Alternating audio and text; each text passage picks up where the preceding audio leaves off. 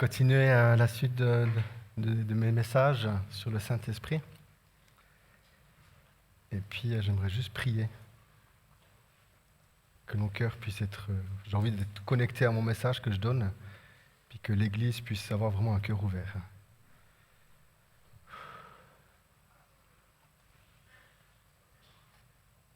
Cet esprit, je te demande de vraiment de m'assister dans le message que je vais donner, que l'Église puisse comprendre ce que j'aimerais leur communiquer, que tu puisses ouvrir nos cœurs, qu'on puisse vraiment comprendre, Seigneur, ta parole ce soir. Quel cadeau merveilleux, Seigneur, de savoir que tu nous donnes ton esprit, Seigneur. Le Dieu tout-puissant, le Dieu qui tient le monde dans sa main, nous donne à tous son esprit. Pas juste une partie, mais tout de lui. Tout de lui. Que nous puissions, Seigneur, réaliser le cadeau que tu nous as fait et que ce cadeau, qu'on puisse le chérir, qu'on puisse en prendre soin, qu'on puisse veiller à son esprit, qu'il soit toujours bien en nous. Que nous puissions nous encourager mutuellement à rechercher l'esprit. Merci Seigneur pour tout ce que tu as fait pour nous. Et je prie vraiment Seigneur que nos cœurs puissent être ouverts à ce que tu aimerais nous dire ce soir. Amen. Je commencerai par ça. Ça c'est ma Bible. J'en ai plusieurs. J'ai plusieurs Bibles. J'avais ma toute première Bible que j'ai reçue quand j'étais enfant de mes parents. C'était une Bible français courant. Et puis ensuite, après, dans l'église, quand j'ai fini mon catéchisme en 9e année d'école, qui correspond à la 11e arme, il faut déjà traduire aujourd'hui parce qu'on ne comprend plus, tu sais. J'ai reçu une Bible, et puis c'était cette Bible que j'ai reçue, c'était la Thompson, la version la Colombe, bref, la Thompson. Et puis j'avais le verset, on m'avait inscrit le verset qu'à un moment donné, que c'était de Josué, qui dit mais que ne t'éloigne pas de ces paroles, de la bouche, et tout ce que tu entreprendras, tu le réussiras. Et ensuite, après, c'était mes Bibles, je lisais. Alors des fois, je préférais lire dans la français courant parce que je comprenais mieux, que des fois dans la Thompson, il y a de la traduction, comment c'était, je comprenais un peu moins. Puis tout d'un coup, un jour, quand j'ai un peu grandi, je suis allé vraiment sur cette Thompson, puis c'était vraiment ma Bible. Et puis je la lisais. Ensuite, après, quand on s'est marié avec Claudia, on a reçu une Bible de mariage. C'est la Bible du semeur. Puis après, tout d'un coup, je me suis dit, j'ai encore m'acheter une autre Bible. Parce que parce qu'il faut chercher la traduction, la bonne. Puis du coup, je me suis acheté une autre Bible, c'était la Taube. C'était une Bible que j'aimais parce que je me suis fait influencer par mon prof à l'école biblique. Il avait une taube, puis il disait toujours « Ah, elle est super, regarde la traduction et tout ». Je lui dis « Il faut que je m'achète une taube ». Et puis j'ai une taube à la maison. Et puis après, tout d'un coup, il y avait une autre Bible, c'est la Bible, je ne sais plus comment c'est le titre, mais c'est la Bible juive. Et puis en fait, c'est un rabbin qui a traduit la Bible, mais en anglais, puis cette Bible a été traduite de l'anglais en français, puis il utilise tous des termes hébreux. Par exemple, il ne va pas dire Jésus-Christ, mais ce sera Jésus le Messie. Mais quand il va parler du Saint-Esprit, c'est le Ruach. Et il utilise tous des termes. Je ne sais pas si quelqu'un connaît cette Bible. Ah oui, il y a quelques-uns. Et puis après, un jour, on m'a offert une Bible, la Vulgate. La Vulgate, c'est mon beau-papa. Je ne sais plus pourquoi il me l'avait offerte, mais il me l'avait offerte. Et puis c'est une traduction même que j'aime bien lire, parce que c'est vraiment intéressant. La Vulgate. Et puis après, en cours de tout ça, j'ai aussi acheté une Bible. C'est la Bible grecque interlinéaire, où tu as le mot grec par rapport au Nouveau Testament. Puis il y a une traduction littérale des mots. Et puis aussi, j'ai aussi acheté après la Bible interlinéaire en hébreu. Et puis aussi une traduction littérale. Et puis, j'aime lire la parole de Dieu parce que plus on la lit, plus on rencontre le Christ. Amen. Et je commence par rapport à ça, puis vous saurez pourquoi après par rapport à mon message.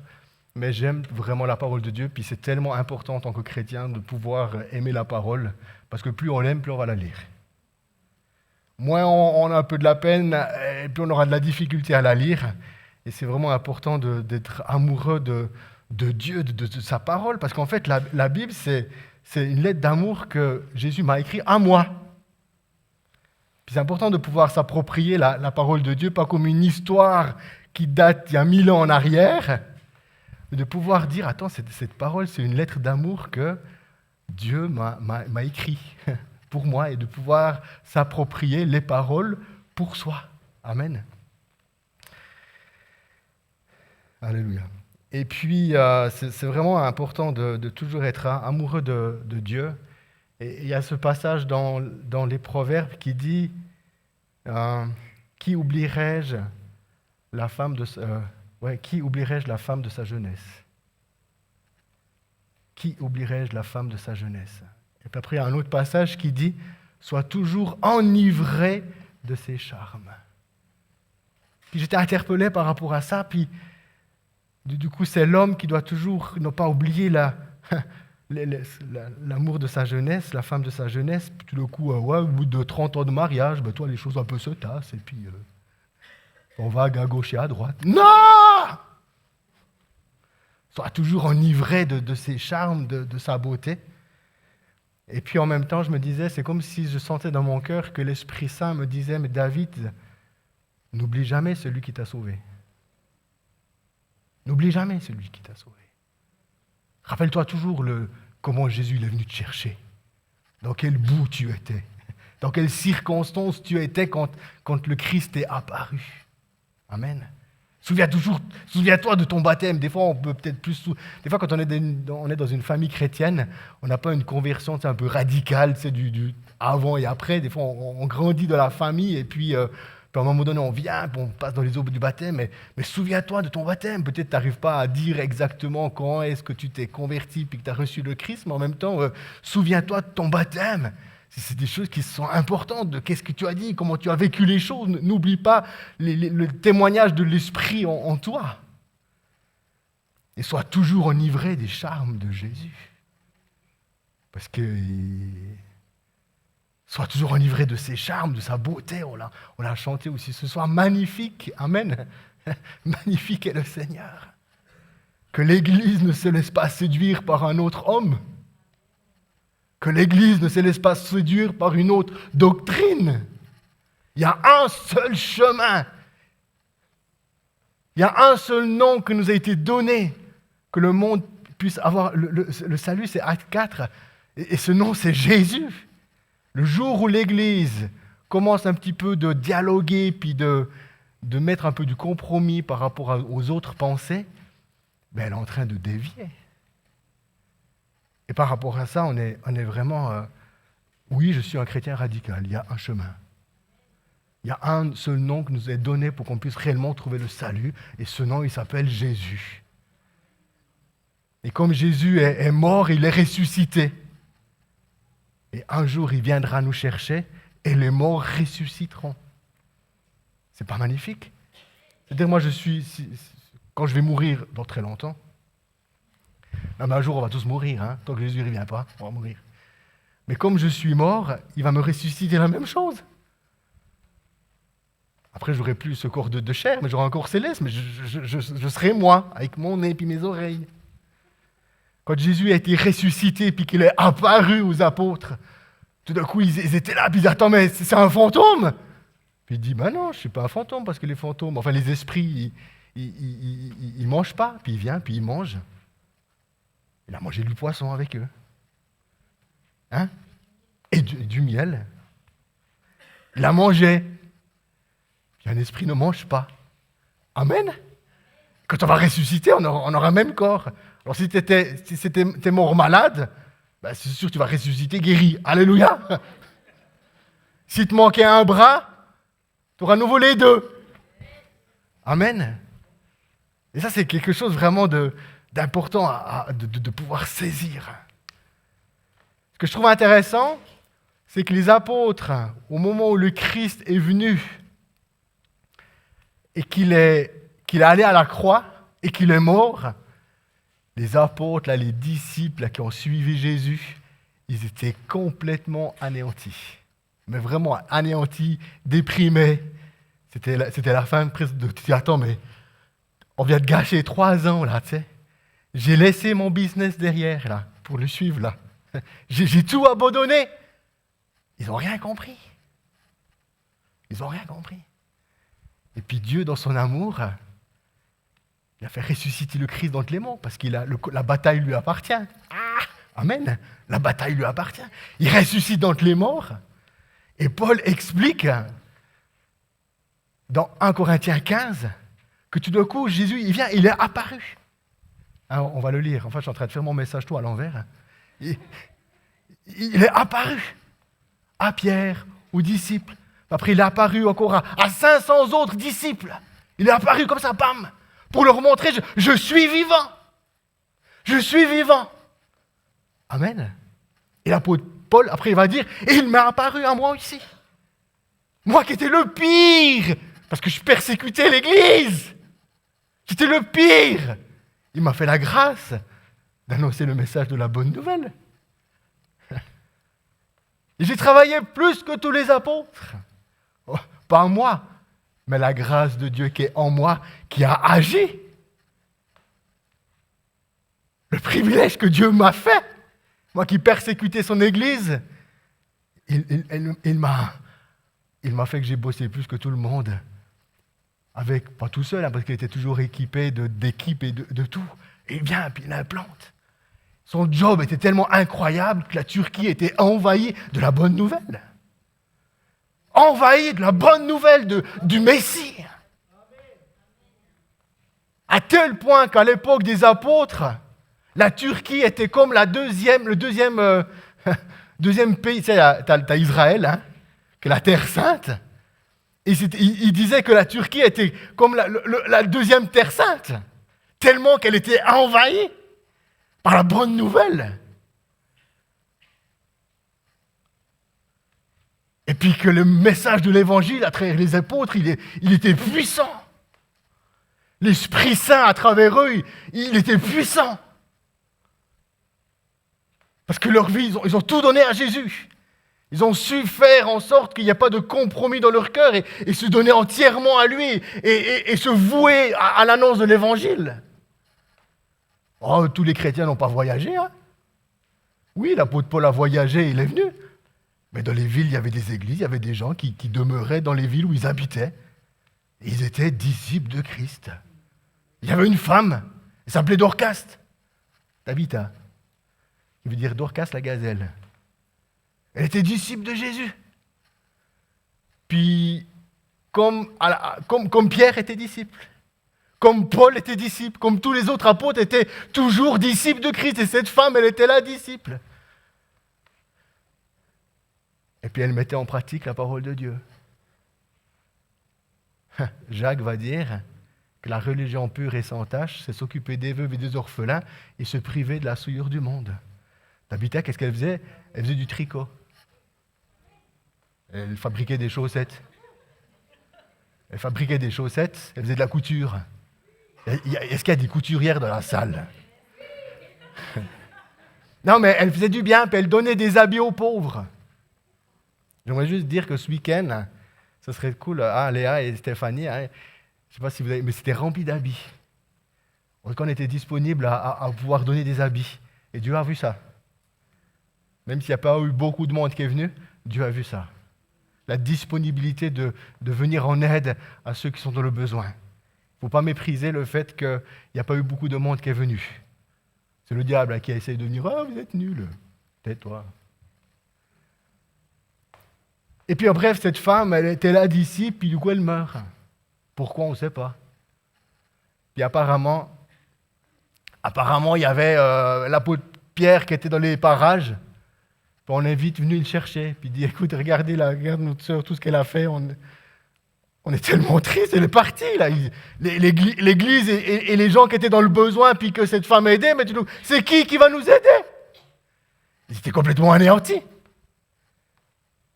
Puis le texte nous dit que Pierre, il vient, puis il a vu Jésus guérir des malades. Il a vu Jésus ressusciter des morts.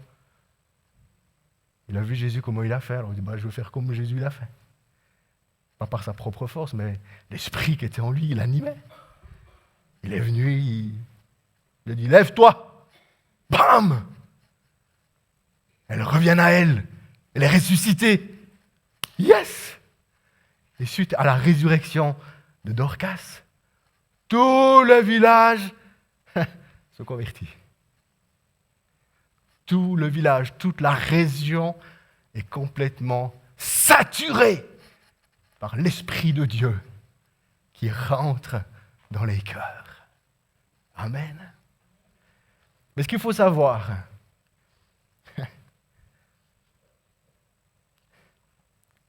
c'est qu'au moment où Jésus vient, puis il apparaît à ses apôtres et aux disciples,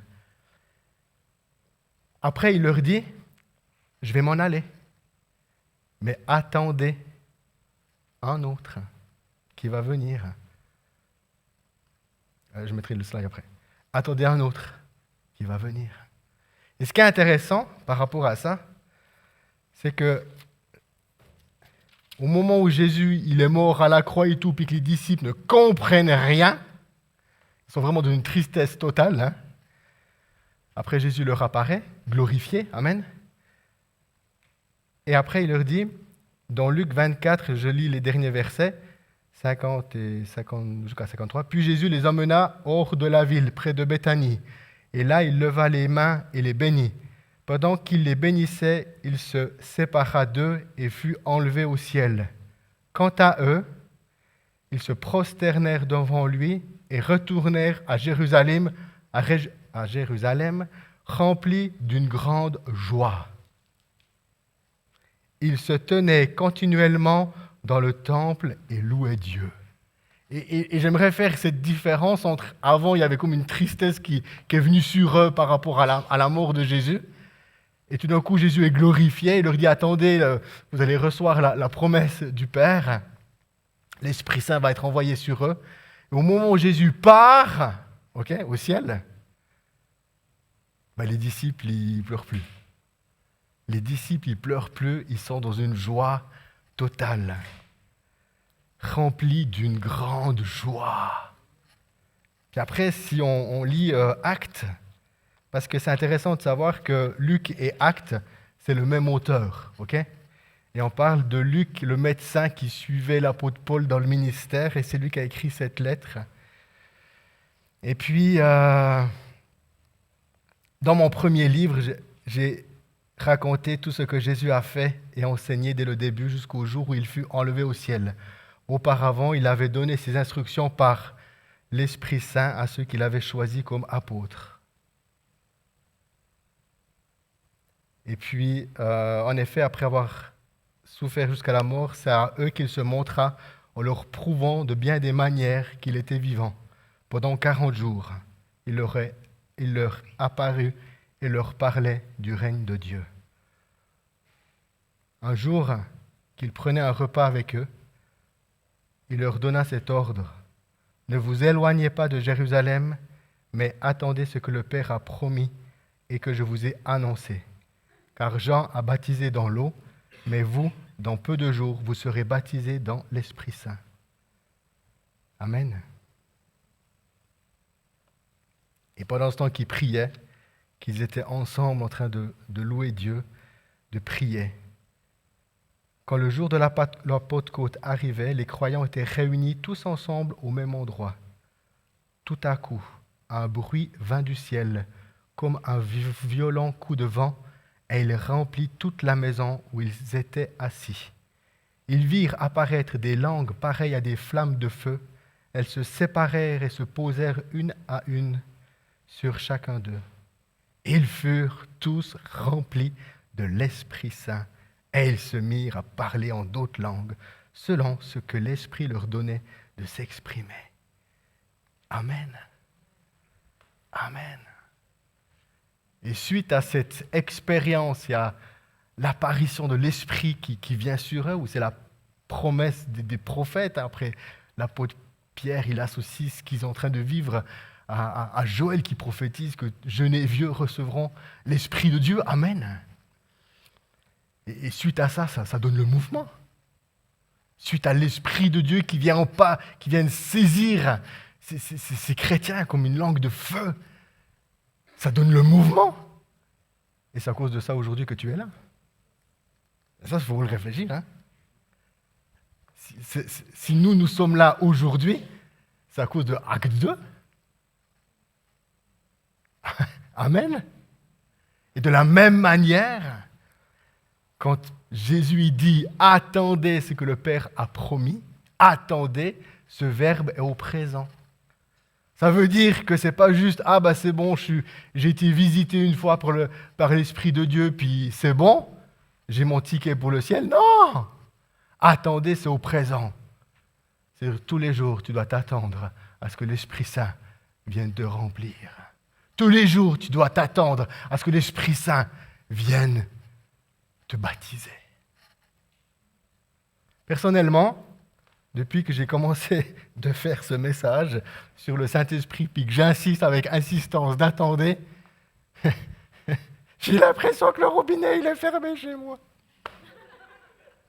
Non, enfin, je le dis comme ça, mais parce que je veux être vrai. Non, mais c'est sérieux, hein, je suis là dans ma tête, je dis « Ah, Seigneur !» Plus je rentre dans ce message, plus j'ai l'impression que le robinet est fermé, parce que je crois qu'il y a comme une confrontation de puissance. Mais la confrontation de puissance, elle est aussi que je mets ma foi et ma confiance dans ce que je lis dans la parole de Dieu et de ce que j'entends. S'il me dit d'attendre, même si je vais le prêcher parce que je suis convaincu que c'est la vérité. Amen. Et de pouvoir vraiment s'attendre parce que c'est lui qui fera toute la différence dans nos vies. Dans Jean 14, j'aime beaucoup l'évangile de Jean. On va parler beaucoup de lui ce soir. C'est vraiment magnifique de voir comme l'apôtre Jean il présente le Saint-Esprit. Mais juste avant, j'aimerais juste aller dans l'évangile de Jean 7, le verset 39. C'est Jésus qui est en train d'enseigner sur les fleuves d'eau vive. Puis Jean 7, verset 39, il est dit « Jésus disait cela à propos de l'Esprit de Dieu, que ceux qui croiraient en lui allaient recevoir. Car à ce moment-là, l'Esprit n'avait pas encore été donné, parce que Jésus n'avait pas encore été manifesté dans sa gloire. » Amen. Et c'est ça qui est intéressant, c'est que tout le coup, Jésus est en train d'enseigner, puis cette réalité que l'Esprit de Dieu vienne avec puissance dans le croyant, il n'est pas encore venu parce qu'il fallait que Jésus soit manifesté dans sa gloire. Une fois que Jésus a été manifesté dans sa gloire, l'Esprit de Dieu a pu venir sur les disciples. Amen. Ici, dans Jean 14, 16 et 18, « Je demanderai au Père de vous donner quelqu'un d'autre pour vous venir en aide, qui sera avec vous toujours. C'est l'Esprit qui révèle la vérité. Le monde ne peut pas le recevoir parce qu'il ne le voit pas ni ne le connaît. Vous le connaissez parce qu'il demeure avec vous et qu'il sera toujours en vous. Je ne vous laisserai pas comme des orphelins, je viendrai auprès de vous. » Ce que je trouve vraiment intéressant, c'est je demanderai au Père de vous donner. Et j'aime bien ce mot « donner ». Dans le fait que si on a reçu l'Esprit Saint, c'est que le Père nous a donné. Amen. S'il n'avait pas donné, on ne pourrait pas le recevoir. Et donner, c'est qu'il donne quelque chose sans attendre en retour. C'est comme s'il donne librement. C'est pas, ok, je t'ai donné tel et tel, mais en même temps, les bons comptes font les bons amis. Je te donne, mais en même temps, j'attends quelque chose en retour de toi. Et Dieu, il n'a pas donné comme ça. Il donne son esprit, mais au fond, il n'attend rien. Ça, c'est notre Père qui nous montre sa générosité. Puis quand il nous donne son esprit, il ne nous donne pas juste quelques gouttes, mais il nous donne tout. Alors après, je pense que oui, dans tout ce qu'on peut vivre avec Dieu, il nous attend encore quelque chose qu'on ne pourra jamais connaître ici-bas. Parce que le jour où Jésus reviendra nous chercher, puis qu'on entrera dans sa gloire, là, ce sera un baptême de 1000 feux, là. Et ça, ce sera seulement au retour de Jésus, ok ? mais de pouvoir comprendre quand l'Esprit Saint nous est donné, il y a tout Dieu qui est en nous. Amen. Dieu, il habite où Dieu? En toi. Si tu as confessé de ta bouche que Jésus-Christ est Seigneur, amen, l'Esprit Saint habite en toi. Tout Dieu, tu as toute la personne de Dieu qui habite en toi. Dans notre raisonnement humain, là, ça fait péter les trucs, ça chauffe. Tu as l'ordinateur qui... Il essaie d'enregistrer toutes les données, il n'arrive pas. Ça fait péter les burrites, là, c'est là, bam. Puis ce qui est intéressant, c'est qu'il dit, Jésus, le Père vous donne... je demanderai au Père de vous donner quelqu'un d'autre. Et là, c'est vachement intéressant, le « autre ». Parce que le mot « autre » dans le texte grec signifie « de même nature ». Je vous donnerai quelqu'un d'autre comme moi. Je vous donnerai quelqu'un, c'est pas moi, il est comme moi. Par exemple, Claudia, est-ce que tu peux me donner une autre orange? C'est-à-dire qu'il y avait déjà une orange que j'ai mangée. Est-ce que tu peux il y avait le plat. J'ai déjà eu une orange. Puis est-ce que tu peux me donner une autre orange? Elle m'a déjà donné une, puis j'y reprends. Amen. C'est la même orange, j'ai une autre, mais c'est la même nature. C'est la même orange. Vous comprenez? Ok. Et puis, c'est ça qui est intéressant, quand l'Esprit Saint est descendu sur les apôtres, ils se sont dit, on connaît cette présence. Parce qu'on a vécu pendant 3 ans à côté de Jésus, où Jésus dit, toute la plénitude de la divinité habitait en lui. Jésus dit, celui qui me voit, voit le Père, celui qui voit le Père, il me voit. Enfin, celui qui me reçoit, reçoit le Père, celui qui reçoit, celui qui me voit, voit le Père. Et tout d'un coup, ils étaient pendant 3 ans connectés avec Jésus. Ils connaissaient l'odeur de Jésus. Et le moment où le Saint-Esprit est descendu, ils ne se sont pas dit, c'est un autre Dieu. Non. Ils ont reconnu la même odeur. Ils ont reconnu la même présence. Et ça, c'est quelque chose qui est important. On n'a pas un Dieu qui est dissocié. C'est de nouveau le mystère un peu de la Trinité. Il est Père, Fils et Saint-Esprit, mais Dieu. Et ce qui est magnifique, c'est qu'il dit, il va donner pour vous venir en aide, qui sera avec vous pour toujours. 2 points, c'est l'Esprit qui révèle la vérité ou bien l'Esprit de vérité. Et ça, c'est intéressant, c'est qu'il dit que cet Esprit, il est là, le mot toujours, pour être traduit dans ta Bible Louis II, ce sera pour l'éternité. Amen. Ça veut dire aujourd'hui, le jour où je vais mourir, tout ce que je vis avec Dieu aujourd'hui va se poursuivre au ciel. Tout ce que je vis avec l'Esprit de Dieu en moi, tout ce qui me parle, ma communion avec lui, j'aimerais être en communion avec l'Esprit le jour où je meurs. Tu comprends? Je veux être en communion avec l'Esprit le jour où mon souffle ici-bas, si Jésus ne revient pas avant, où je vais mourir. Amen. Pourquoi les apôtres, ils n'ont plus eu peur de la persécution? Pourquoi l'Église n'avait pas peur de la persécution? Parce qu'ils ont vu Jésus-Christ ressuscité. Amen. Et l'Esprit Saint qui habitait en eux, la communion de l'Esprit, de la persécution, il était là. À tel point que dans l'histoire de l'Église, on appelle ça les anabaptistes, quand ils se faisaient persécuter par le réformateur Zwingli, c'est rigolo, c'est le réformateur Zwingli qui persécutait les chrétiens et puis les anabaptistes parce qu'ils se faisaient rebaptiser. Puis c'est Zwingli qui les persécutait puis qui les brûlait sur le bûcher, ou bien qui leur mettait une grosse pierre et puis qui les lançait dans la rivière à Zurich, la Lima. Mais qu'est-ce qu'on faisait à ces chrétiens? À une femme, le témoignage, on lui a vissé le palais. Parce que quand les chrétiens ils étaient en train d'être brûlés sur le bûcher, ils prêchaient l'évangile, puis dans la foule, les gens se convertissaient. Tellement la puissance de l'Esprit en eux, qu'il y a un témoignage qui dit que tout d'un coup, en train de brûler, la femme ou l'homme qui était en train de brûler sur le bûcher, à cause du témoignage de Jésus-Christ, eh bien, ils ont vu un mendiant qui n'avait pas de souliers.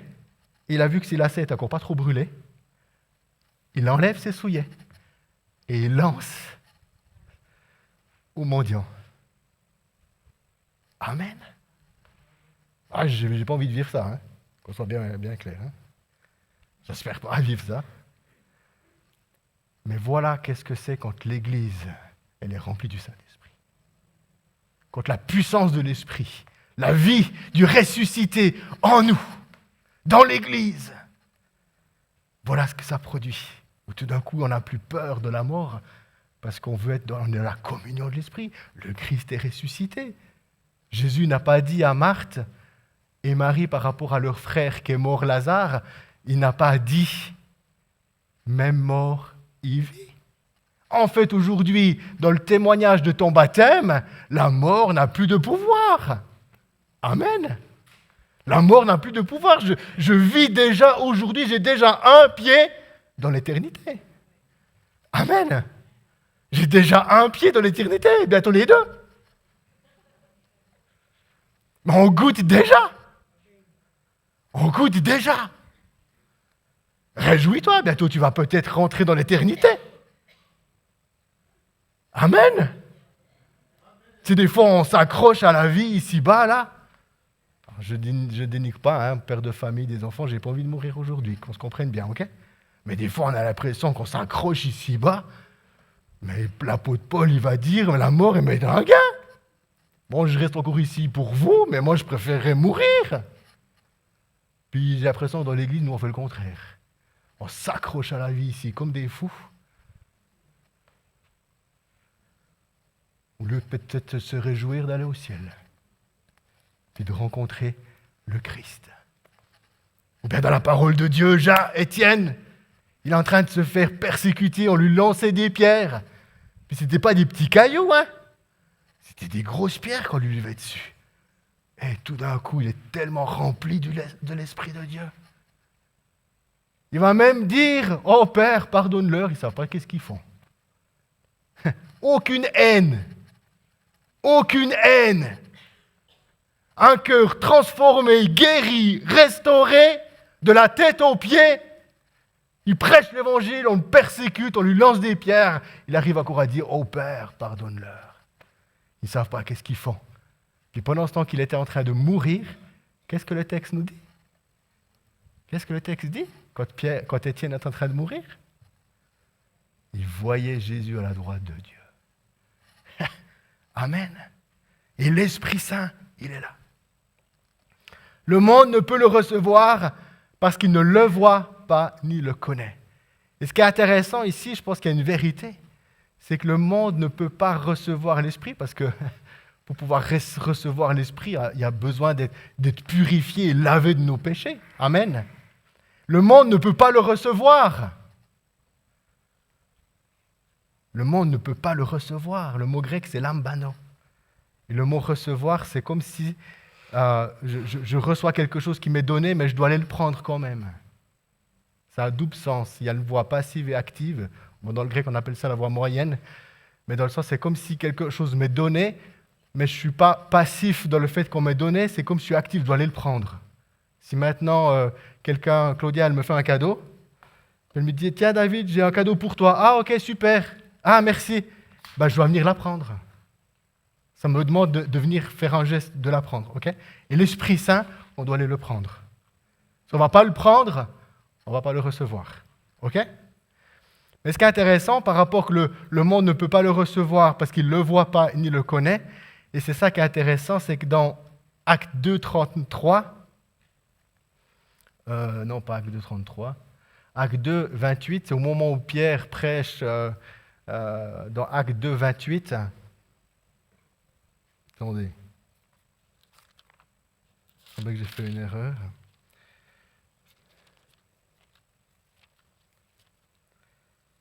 Comme demain c'est congé, tout va bien.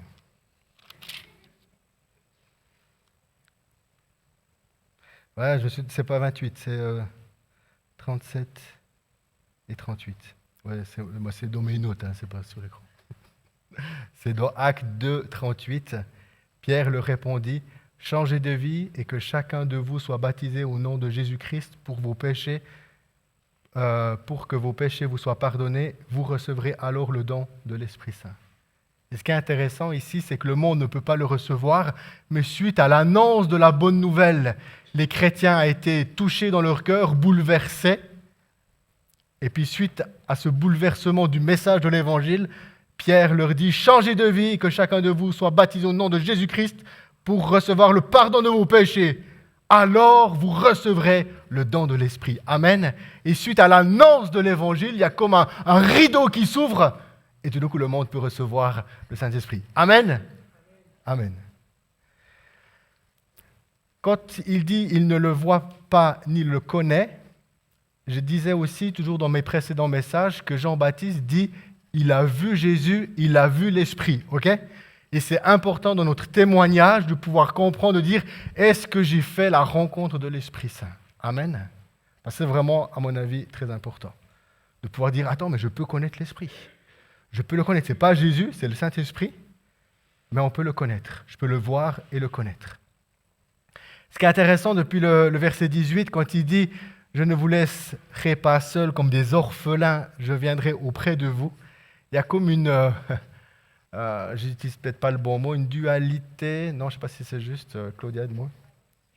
Parce que Jésus, il n'est pas l'Esprit n'est pas Jésus, mais en même temps, on n'arrive pas à faire la différence entre les deux. Ça marche ? Et quand Jésus dit « je ne vous laisserai pas comme des orphelins », à un moment donné, on a vu que les apôtres étaient orphelins pendant les 3 jours de la mort du Christ, puis après, il leur est apparu. Mais en même temps, après, il est monté au ciel et leur a donné l'Esprit. Amen. Et ce qui est génial aujourd'hui d'avoir le Saint-Esprit, parce que si Jésus était resté toujours sur chair, en chair, ici-bas dans ce monde, pendant ce temps qu'il était à Delémont, il ne serait pas à Port-Rentruy. Puis pendant ce temps qu'il était à New York, il ne serait pas à Shanghai. Mais parce qu'il est monté et qu'il a donné l'Esprit, c'est comme si Dieu il s'est multiplié dans la vie de tous les croyants. Et là où il y a un chrétien, il y a Dieu. Amen. Et pendant ce temps qu'il est en train de te parler, il me parle aussi à moi et il parle aussi à toi. Pendant ce temps que je suis en train d'avoir une grande vision du Seigneur, toi aussi tu as une grande vision du Seigneur. Parce que l'Esprit Saint a été donné. Amen. Et nous ne sommes plus orphelins. Nous ne sommes pas orphelins. L'Esprit de Dieu est là, en nous.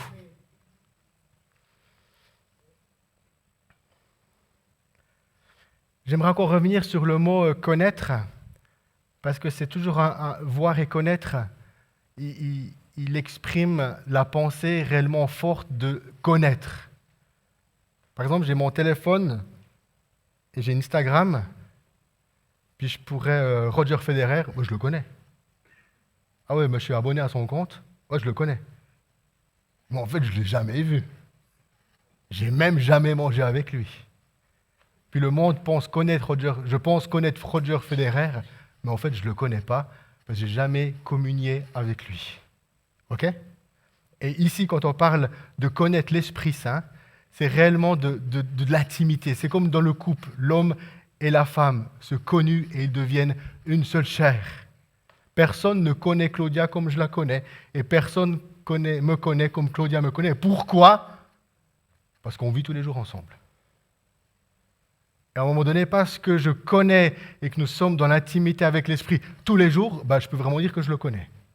Amen. Parce que j'en ai fait la rencontre. Je mange avec lui. Je me douche avec lui. Je vais aux toilettes avec lui. Ouais, il y a aussi là que tu vas aux toilettes. Il est toujours avec nous et de pouvoir le connaître dans l'intimité. Dans Jean 14, 26, il continue puis il nous présente l'Esprit. Puis c'est vraiment intéressant parce que dans Jean 14, il nous présente l'Esprit.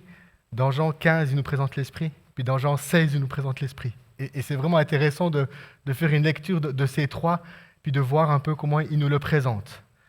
Celui dans Jean 14, 26, celui qui doit vous venir en aide, l'Esprit Saint que le Père enverra en mon nom, vous enseignera toutes choses et vous rappellera tout ce que je vous ai dit.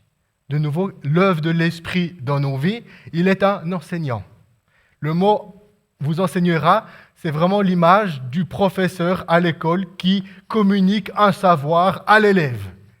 Amen. Il est vraiment quelqu'un, une personne qui t'enseigne. C'est qui t'enseigne? L'Esprit. Amen. C'est l'Esprit qui t'enseigne. Du coup, il faut apprendre à le connaître et à être dans la relation avec lui parce que c'est lui qui t'enseigne et qui te rappelle tout ce que Jésus a dit. Amen. Et ici, le mot « rappeler », on pourrait parler le fait de rappeler le souvenir, mais en même temps, c'est plus fort que juste rappeler à la mémoire. Ça a le sens fort d'appeler à revenir à nouveau, de faire revenir.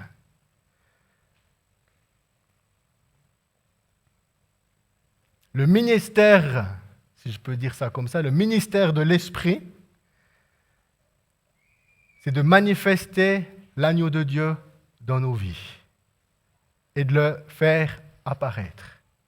Je reviendrai ça à la fin de mon message, mais je le dis déjà maintenant. Paul a dit « J'ai vu Jésus ». Et ce qui est intéressant, quand l'apôtre Paul dit que le Christ il m'est apparu, il est dans l'époque de nous aujourd'hui. Amen. Parce que pendant ce temps qu'il persécutait l'Église, il ne croyait pas en Jésus. Est-ce qu'il avait entendu des bruits de lui en tant que... Je ne sais pas, mais il est en train de persécuter ces chrétiens, et c'est tout d'un coup, un jour, dans sa vie, bam, il fait une rencontre de Jésus. Amen. Et puis, il a vraiment cette dimension que l'Esprit Saint nous amène à ressentir Jésus. Par exemple, dans ma vie, j'ai un témoignage. Un jour, j'étais ici à Delémont, je vivais un combat énorme en moi. J'étais à la Migros et j'attendais à la caisse pour payer. Et puis, dans tout mon combat intérieur que je vivais, le Christ a apparu. J'étais à la Migros en train d'attendre. Il était à ma droite. Je ne l'ai pas vu comme je t'ai vu, mais de sûr qu'il était là. C'était tellement puissant, c'était tellement fort que le Christ, du coup, il m'a apparu, il était à côté, il m'a touché et il m'a dit une parole. Ça, c'est intime à moi.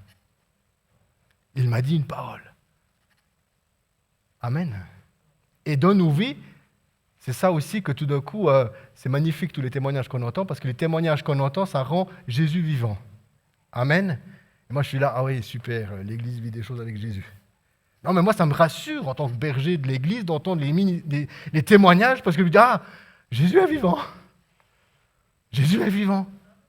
Ben, moi, j'aime ça, hein. J'aime entendre les témoignages. Alors après, il ne faut pas venir donner un témoignage puis que c'est pour faire plaisir au pasteur, non. Mais j'aime entendre les témoignages parce que ça rend Jésus vivant. C'est magnifique. Et puis, où vraiment, c'est de comprendre que le ministère de l'Esprit, il nous fait apparaître Jésus. Par exemple, on pourrait vivre quelque chose de très fort. Quand je dis très fort, c'est une gloire magnifique, où l'Esprit de Dieu vient, et du coup, ensemble, on est là, puis du pur, on a vu Jésus.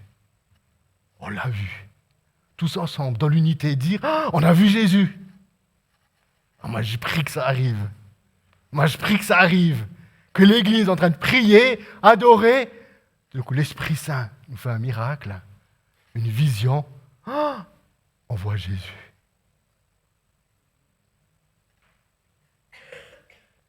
Et qu'est-ce qui nous fait l'Esprit Saint? Il nous rappelle les paroles de Jésus.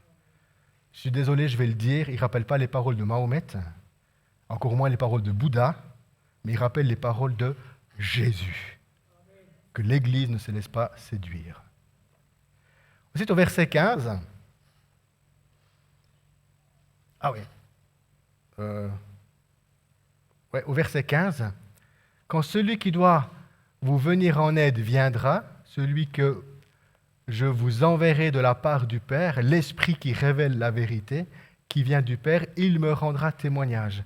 Et ce qui est intéressant ici, c'est que l'Esprit qui révèle la vérité, l'Esprit de vérité, c'est de nouveau les mêmes mots qui est utilisé dans le verset précédemment qu'on a lu avant, l'Esprit de vérité. Et puis, de vérité, ça veut dire de caractère qui est vrai. Vraiment, il y a la véracité, la vérité. Amen. Tout ce que l'Esprit dit, c'est vrai. Tout ce que l'Esprit dit, c'est oui et amen. Il ne peut pas sortir de sa bouche une parole fausse. Il ne peut pas dire quelque chose qui ne va pas se réaliser. Il ne peut pas dire un mensonge. Parce que le père du mensonge, c'est le diable.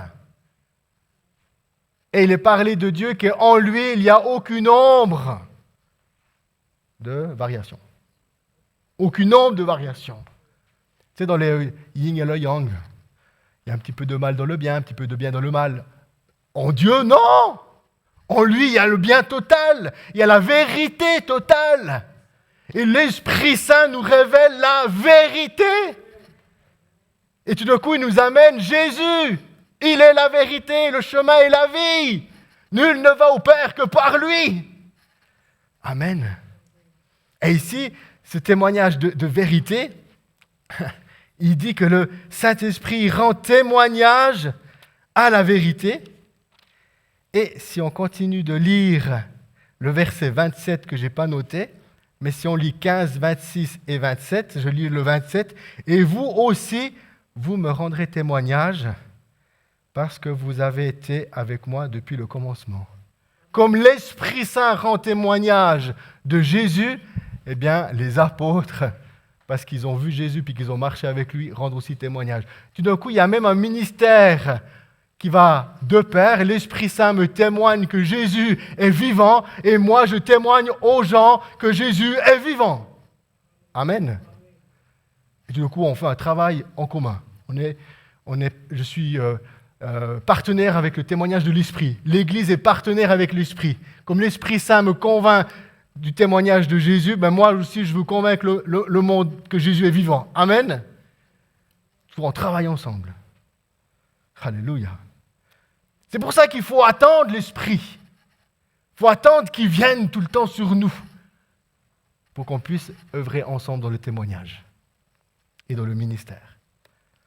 Dans Jean 16, j'ai mis depuis le verset 13 jusqu'au verset 15. Mais quand lui, l'Esprit qui révèle la vérité, viendra, il vous conduira dans la vérité tout entière.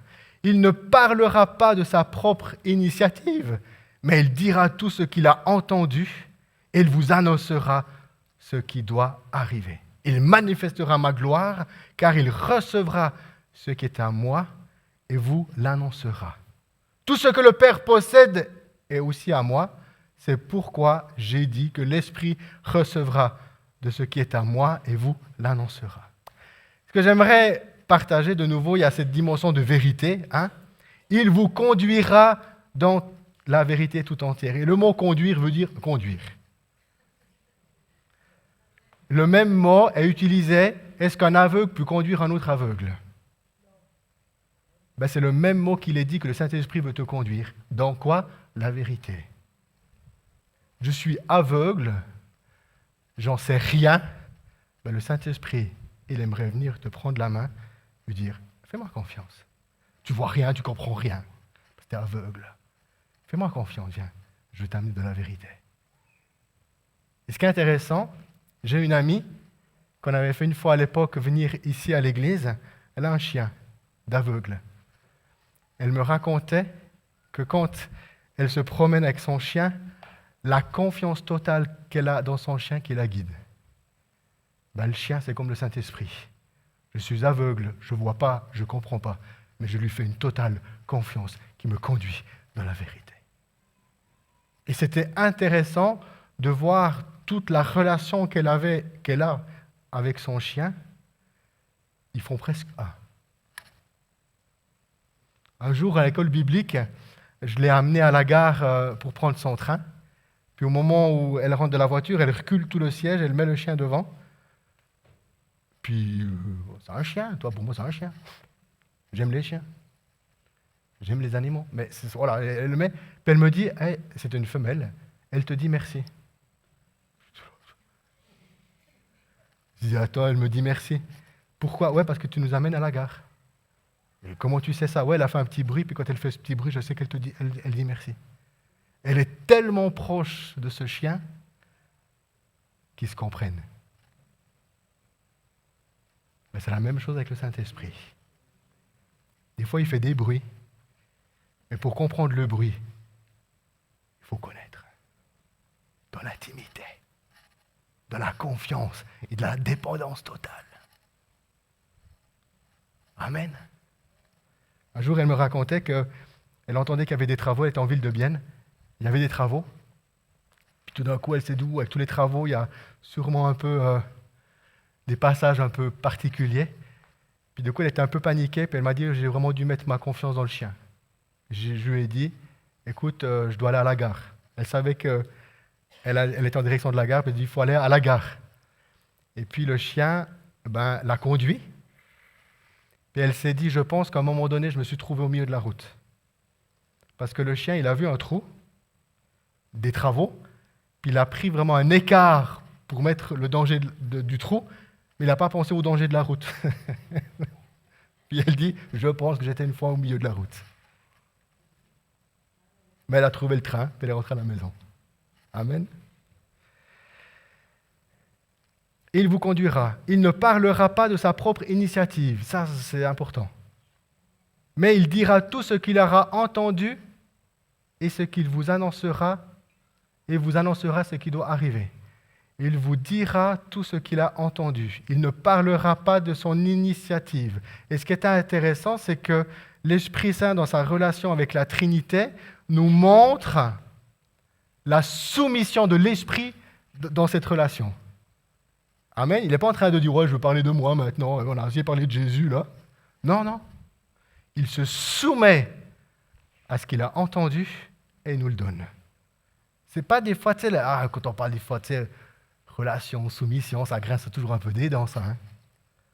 Ça grince des dents sur ça. C'est dur de se soumettre. Soumettre aux autorités. Respecter les limitations de vitesse, payer ses impôts. Honorer son patron, même quand il t'embête. Se soumettre, pas toujours facile, hein? Mais ce qui est intéressant, c'est que l'Esprit Saint nous montre le modèle de soumission qu'il a dans la relation avec le Père et le Fils. Il ne dit seulement ce qu'il a entendu. Et ce qui est intéressant, l'Esprit Saint est en train de dire, je dis seulement ce que j'ai entendu de dire, et Jésus va dire, je ne fais seulement ce que j'ai vu le Père faire. C'est intéressant dans cette relation où ils ne sont pas en train de faire leur petite machine l'un pour l'autre. Il y a comme une relation, une soumission mutuelle entre le Père, le Fils et l'Esprit, où Jésus dit, je ne fais que ce que je vois le Père faire, et l'Esprit est en train de dire, je ne dis seulement ce que j'ai entendu. Amen. Et j'aimerais aujourd'hui dire seulement ce que j'ai entendu. Et je me prends la liberté dans l'Esprit de continuer de prêcher, même s'il est tard. Parce que j'ai l'impression que l'Esprit Saint, il me dit continue.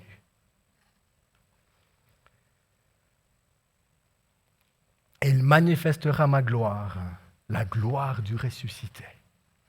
Amen. La gloire du ressuscité. Il recevra ce qui est à moi et vous l'annoncera. Et ça, c'est vraiment de nouveau intéressant. Il recevra, c'est exactement le même mot que recevoir le don de l'Esprit. Ce mot grec est lambano. Amen. C'est le même mot. Il reçoit quelque chose et nous le donne. Et la grande question que je me suis posée, c'était, je pense, parce qu'entre l'Ascension et la Pentecôte, il s'est passé 10 jours. OK? Alors bien sûr, ils étaient dans l'éternité, mais il s'est passé 10 jours. Au moment où Jésus est monté au ciel, et ces 10 jours, il s'est passé quelque chose dans les cieux. Et l'Esprit Saint vient nous rappeler et nous dire tout ce qu'il a entendu. Là, je ne dis pas à 100%, mais j'ai une conviction dans mon cœur. Ces 10 jours entre l'Ascension et la Pentecôte, quand Jésus est monté au ciel dans le vrai temple, Amen, qu'il s'est assis à la droite de Dieu, Amen, mais l'Esprit Saint était là. Puis il a vu, il a entendu. Après, il a été donné au monde, il a été donné aux apôtres, et tout ce qu'il a vu et entendu pendant ces 10 jours, l'Esprit Saint le communique. Amen. Il va nous l'annoncer. Il annonce. Il annonce. J'aimerais pas terminer, j'ai encore pas fini. Mais dans toute cette explication, prendre le passage de 1 Corinthiens 15, 5, 8, de ce que j'ai partagé déjà avant, où je trouve vraiment fort, où Paul explique à l'Église, il dit, il est apparu à Pierre, puis aux 12 apôtres. Ensuite, il est apparu à plus de 500 de ses disciples à la fois. La plupart d'entre eux sont encore vivants, mais quelques-uns sont morts. Ensuite, il est apparu à Jacques, puis à tous les apôtres. Enfin, après eux tous, il m'est aussi apparu à moi, bien que je sois pareil à un avorton. Et ce qui est intéressant, c'est à chaque fois le même mot. Le même mot. Il m'est apparu. Et comme il est apparu à Pierre, amen, Paul il dit, comme il est apparu à Pierre, il m'est aussi apparu à moi. Et on pourrait continuer la liste et vous pourriez normalement continuer de dire, comme Paul, comme Jésus est apparu dans la vie de Paul, il m'est aussi apparu. Amen. Du coup, on pourrait continuer la liste. Amen. Et s'associer au témoignage des apôtres. Amen. Notre témoignage, on continue le témoignage des apôtres. Ne pas minimiser ce que tu vois de Jésus. Ne pas minimiser les révélations du Christ que tu as. Parce que tu continues le témoignage des apôtres. Alléluia.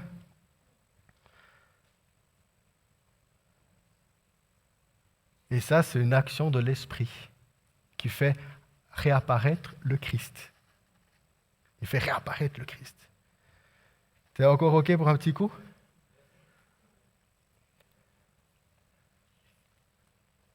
On a partagé que l'Esprit Saint, il nous enseignait. On a partagé que l'Esprit Saint, il nous rappelait les paroles de Jésus. Maintenant, quand je lis la Bible, est-ce que j'entends la voix de l'Esprit qui me parle?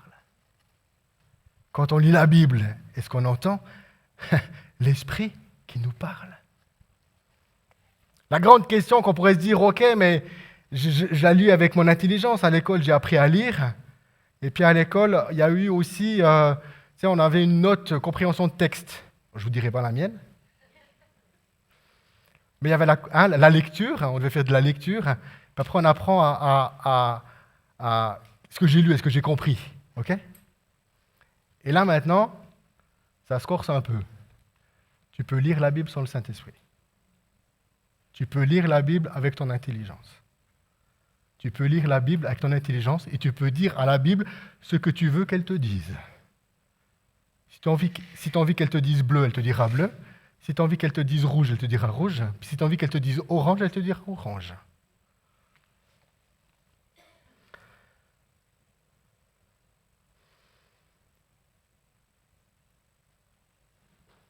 Comment savoir que l'Esprit Saint nous parle? J'aimerais donner une clé.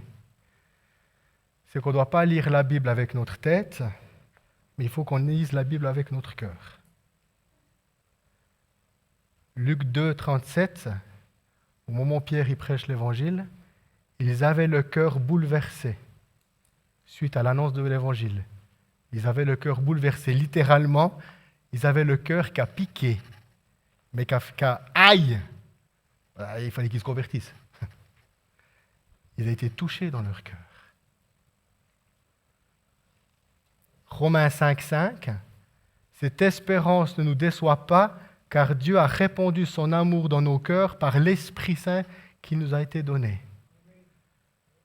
Quand je lis la Bible, je ne dois pas lire la Bible d'une manière intellectuelle, mais je dois lire la Bible avec mon cœur. C'est pour ça qu'un enfant de 8 ans, 9 ans, 7 ans, au moment où il sait lire, il peut lire la Bible et la comprendre. Parce que peut-être l'enfant, il sera plus apte à juste entendre l'Esprit. Amen. Quand j'étais à Ibeto, c'est pour ça qu'avant j'ai dit que j'aimais la Bible. Quand j'étais à Ibeto, un des cours que j'ai trop aimé, ça s'appelle l'exégèse. L'exégèse, c'est une pratique, une technique pour étudier la parole de Dieu. Et puis, quand on fait l'exégèse, c'est comme si on apprend, il y a comme des cadenas, 1, 2, 3, 4, 5, 6, et continue. Il y a comme une pratique, j'ai tous les dossiers dans mon bureau si quelqu'un est intéressé. Et puis, en fait, on apprend à disséquer le texte. Et puis, dans la dissécation du texte, c'est d'aller chercher l'esprit de l'auteur. Qu'est-ce qu'il voulait vraiment dire quand Paul il a voulu dire ça, ok? Et j'ai trop aimé ça. C'était vraiment... j'ai beaucoup aimé. On devait faire beaucoup de travaux de recherche suite à des passages bibliques afin mettre en pratique. Et j'ai beaucoup aimé faire ça. Mais ce qui est important, et ce que j'aimerais dire, c'est que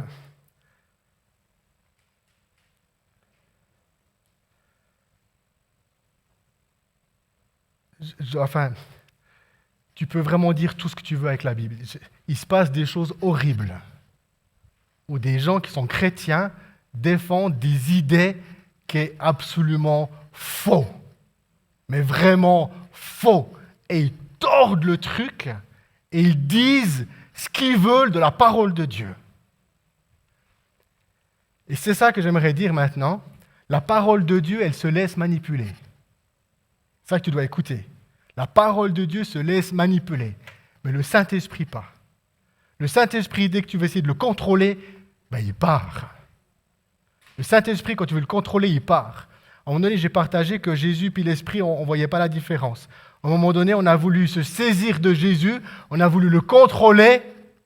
Qu'est-ce qu'il est dit dans le texte? Que Jésus, il s'est enfui. Et dans cette action, c'est l'Esprit Saint aujourd'hui. L'Esprit Saint, dès qu'on veut le contrôler, il part. C'est pour ça que c'est important déjà de le connaître, puis d'être dans une relation de dépendance totale avec lui.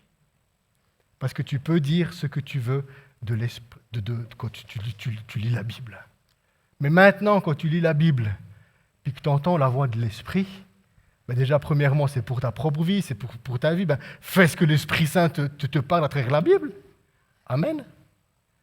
La première rencontre que j'ai faite de l'Esprit Saint, en lisant ma Bible, une des rencontres qui m'avait marqué, c'était, je devais faire mon permis de voiture à 18 ans, puis j'avais déjà loupé 2 fois la théorie, puis il fallait absolument que je la réussisse.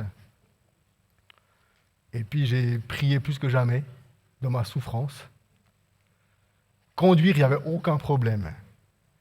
Mais alors la théorie, là, c'était catastrophique, parce qu'il y avait le canard au milieu de la route, puis c'était marqué, qu'est-ce que tu dois faire? Klaxonner, freiner, juste freiner. Puis moi, il n'y avait pas la case de l'écraser. Je ne savais pas quoi marquer. Puis je ne me souvenais plus du code. J'avais oublié qu'est-ce qu'on devait faire s'il y avait un canard au milieu de la route. Puis comme il n'y avait pas la case écraser, voilà. Puis j'ai prié comme jamais. Puis à un moment donné, je lisais ma Bible. Puis je lisais l'histoire de Jacob qui devait aller rencontrer Joseph parce qu'il avait appris qu'il n'était pas mort et qu'il gouvernait tout l'Égypte. Et Jacob avait peur. Puis Dieu lui dit, ne crains pas. Puis moi, tout d'un coup, je lis ma Bible. Puis au moment où je lis ce passage, ne crains pas, c'est comme si le texte est sorti, tu sais. Puis bam, il est venu sur moi.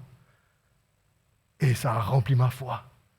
Et quand je suis allé faire mon examen, il n'était pas encore avec les ordinateurs, pour dire que ça faisait longtemps. Il fallait toujours attendre 45 minutes, tu sais, qu'ils corrigent. Est-ce qu'il y a des vieux dans la salle? Voilà, merci. Puis pendant ce temps qu'on attendait, tout d'un coup, il y a une voix qui me dit, t'as loupé. Pendant ce temps que j'attendais, il y a une voix qui me dit, t'as loupé. Et suite à cette voix que j'entendais, j'ai dit, non! Je n'ai pas loupé, parce que le Seigneur, il m'a dit que je ne vais pas craindre. Si je ne vais pas craindre, c'est qu'il me donnera la réussite. Et gloire à Dieu, j'ai réussi mon permis.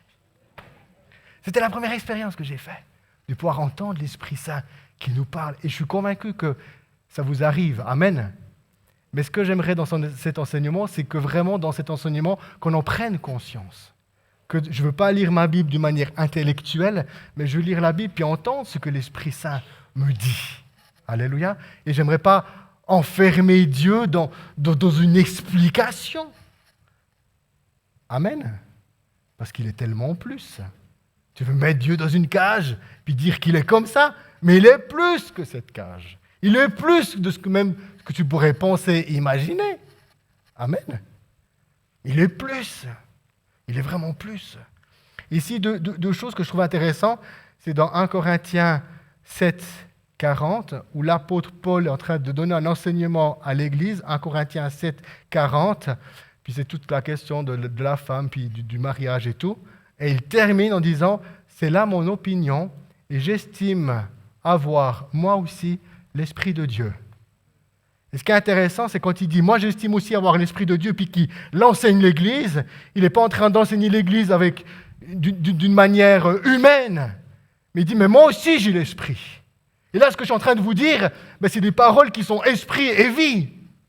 Et il appelle l'Église à écouter ce qu'il est en train de dire à l'Église. Amen. Et le deuxième passage que je trouve intéressant, c'est dans 1 Corinthiens 14, 37. Si quelqu'un pense donner des messages de la part de Dieu, c'est toute la question il y a les dons de l'esprit, puis après en Corinthiens c'est l'amour, puis après il y a toute la question du parler en langue dans l'Église. Si quelqu'un pense donner des messages de la part de Dieu ou avoir fait une expérience spirituelle, qu'il reconnaisse dans ce que je vous écris un commandement du Seigneur. Ou bien, si tu lirais dans la seconde, il dit, mais si quelqu'un pense avoir prophétisé dans l'Église ou être conduit par l'Esprit, amen, il va discerner ce que je suis en train de dire est la vérité. Et ce qu'il appelle l'Église à faire comme un jugement de l'enseignement, ce qu'il est en train de donner, c'est un jugement fait par l'Esprit. Amen. Puis pas un jugement sur les mots.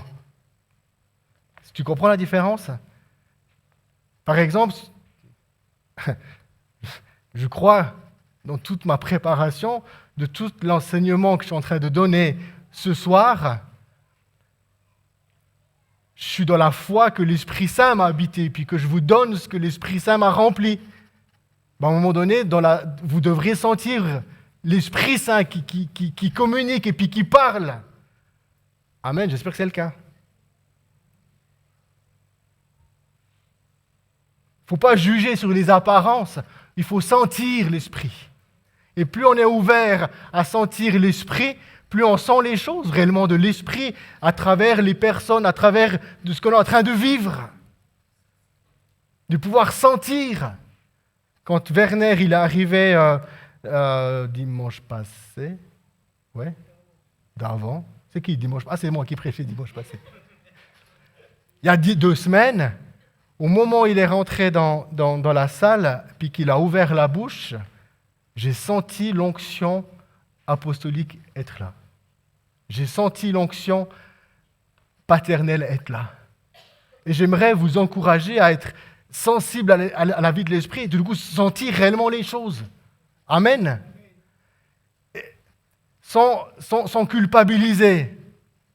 Sans culpabiliser, après je vais m'arrêter. Mais sans culpabiliser. Mais est-ce que tu sens l'Esprit Saint dans ta vie? Est-ce que tu sens la présence de Dieu? Oui, non. Si tu dis non, il faut qu'on prie pour toi, pour que l'Esprit Saint vienne. Mais on le sent, il est là. Alors des jours, c'est plus fort en moi. Là, je vous ai dit, depuis que j'ai fait ce message, j'ai l'impression que le robinet est fermé. Mais on le sent.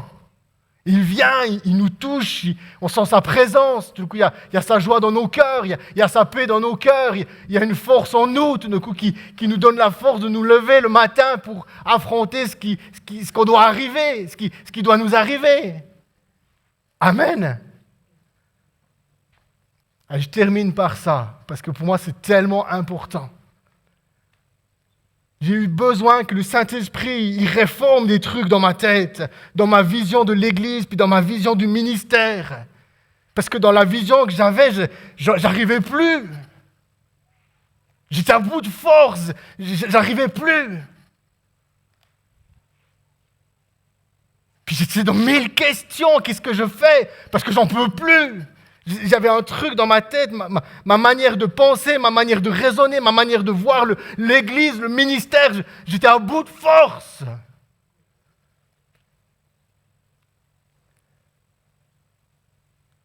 Puis bref, je vous passe deux, trois trucs. Mais tout d'un coup, Dieu il m'a dit, mais je t'ai jamais menti, David, quand je t'ai appelé à être pasteur. C'est comme si mon raisonnement était faux. Mais je t'ai jamais dit que c'était facile. Je t'ai jamais dit tout plein de choses. Maintenant que tu connais la vérité, maintenant que tu veux connaître la vérité, est-ce que tu veux être le pasteur de l'Église? Et j'y réfléchis. J'y réfléchis. Maintenant que tu connais la vérité, est-ce que tu continues d'être le pasteur de l'église? J'ai vraiment réfléchi. Ça a duré 1 semaine. Tous les matins, j'entendais le Seigneur me dire, David, est-ce que tu veux être le pasteur de l'église? Pendant 1 semaine, intense.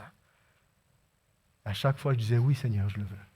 Si tu m'appelles, si c'est mon appel, si c'est ça que tu veux pour ma vie, je dis oui, je me soumets à toi. Je me soumets à toi. Je me soumets à toi. Ça a duré 1 semaine. Après, c'était fini. Puis quelques semaines plus tard, je suis dans mon bureau, en train de faire mon job de pasteur. Un entretien avec une personne qui n'est pas de l'église, parce que des fois le ministère il déborde un peu. Puis au moment où tout d'un coup je suis en train de faire le ministère, j'ai une personne en face de moi qui pleurait de sa vie. Au moment-là, le Saint-Esprit me baptise. L'Esprit de Dieu me vient avec force en moi, une joie qui m'inonde. Une joie de servir le Christ qui m'inonde. Alors j'avais une personne en face de moi qui pleurait, et tout d'un coup, moi, je rayonnais. Puis j'étais là, aïe! Il ne faudrait pas que la personne, elle pense que je rigole de elle. Alors je retenais mon sourire à l'intérieur, mais il était plus fort. Et là, il s'est passé un miracle. Ce jour-là, j'ai vécu une réforme ici. Toutes les pourquoi, ils ont disparu. Il y a une réforme qui s'est faite en moi. Dans tout, j'ai de la peine à expliquer. Puis tous mes pourquoi, ils ont été... mais vraiment, ça a tout réglé. Hein. Et là, depuis ce jour-là, je sers avec joie. Je sers avec joie. Puis ce qui est intéressant, c'est que on a vécu des changements dans l'Église. On a vécu des changements. Mais tous ces changements, c'est du coup l'Esprit Saint qui m'a baptisé. Puis ce baptême dans l'Esprit, il a commencé dans mon bureau et il a duré pendant 1 semaine, d'une manière intense. Tout d'un coup, j'étais là en train de promener le chien, puis l'Esprit Saint, une joie qui me débordait. J'avais l'impression de voler, tellement que c'était bon. Et puis cette visitation que j'ai eue de l'Esprit, je prie qu'elle vienne sur l'Église entière. J'espère qu'elle vienne dans l'Église, que l'Esprit Saint souffle, que le cœur de l'Église soit ouvert et attende l'Esprit de Dieu. Parce que sans lui, on s'essouffle. Sans lui, nos raisonnements, nos pensées, des fois même notre compréhension de la parole de Dieu, des fois, c'est tordu. Ma vision de l'Église, elle était tordue, puis du coup, l'Esprit Saint a fait une réforme en moi. Et j'aspire que l'Esprit de Dieu vienne visiter l'Église plus que jamais. Parce qu'on a besoin de lui, plus que jamais.